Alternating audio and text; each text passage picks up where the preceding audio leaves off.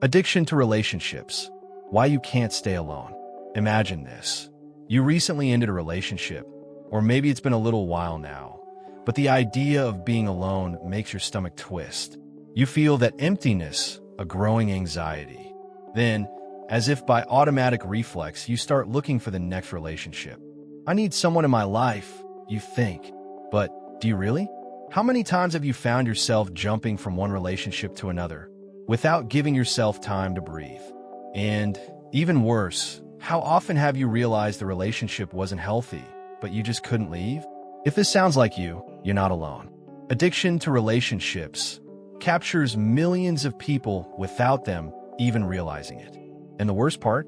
In many cases, this addiction could be masking something much deeper. Get ready.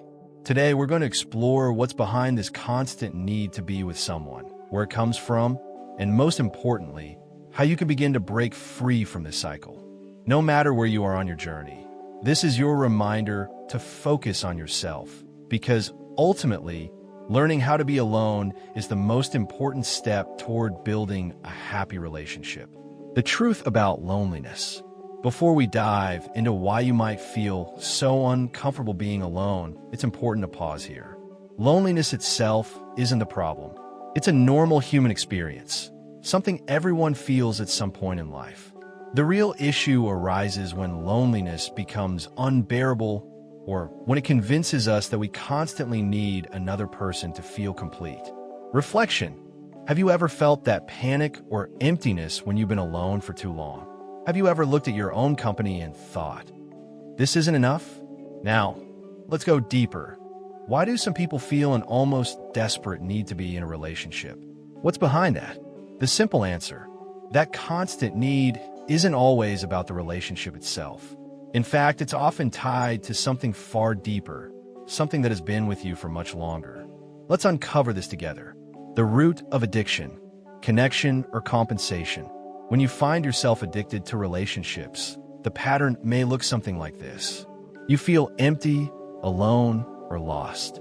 You believe another person can fix that. You enter a relationship thinking you've found the solution. Over time, the relationship doesn't fill the void like you hoped, and you start looking for the next person. It's a cycle. But have you ever asked yourself why it happens? What does the past have to do with it? Few people realize how much our childhood experiences shape our adult relationships. If you grew up in an environment where your emotional needs were ignored or neglected, you might be unconsciously try to compensate for that now. For example, if you were abandoned or rejected, you might now seek intense relationships or excessive control to avoid feeling abandoned again. If your parents were emotionally distant, perhaps you learned that love means fighting to be noticed. If there was a lack of emotional security, you might feel you need another person to feel safe. Insight. Sometimes, what we seek in another person is actually what we've been unable to find within ourselves. Why you can't be alone.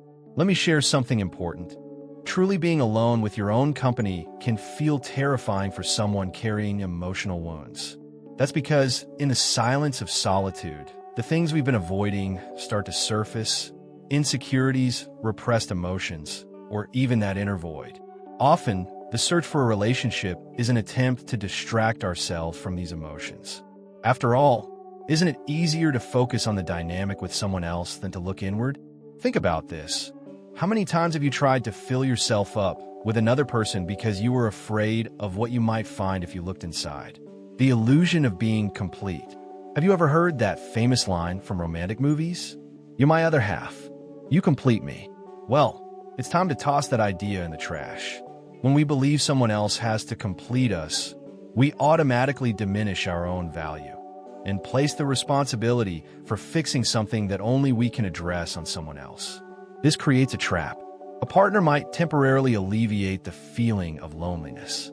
But if you can't feel whole on your own, sooner or later, that same emptiness will resurface. The signs of relationship addiction. You might be wondering, is this happening to me? Here are some signs you may be caught in the cycle of relationship addiction. 1. You jump from one relationship to the next without much time in between. 2.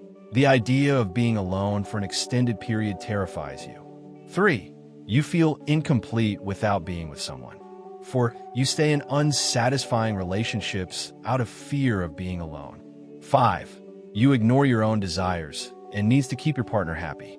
6. You constantly seek validation from your relationships. 7. When a relationship ends, you're already looking for the next one. Do you relate? Don't worry. This isn't something to feel ashamed of or judged for. It's an opportunity to deeply understand yourself and begin making changes. The path to freedom. If you feel like this cycle is present in your life, the good news is there's a way to break free. It's not about avoiding relationships, but about building an emotional foundation strong enough that your happiness doesn't depend on someone else.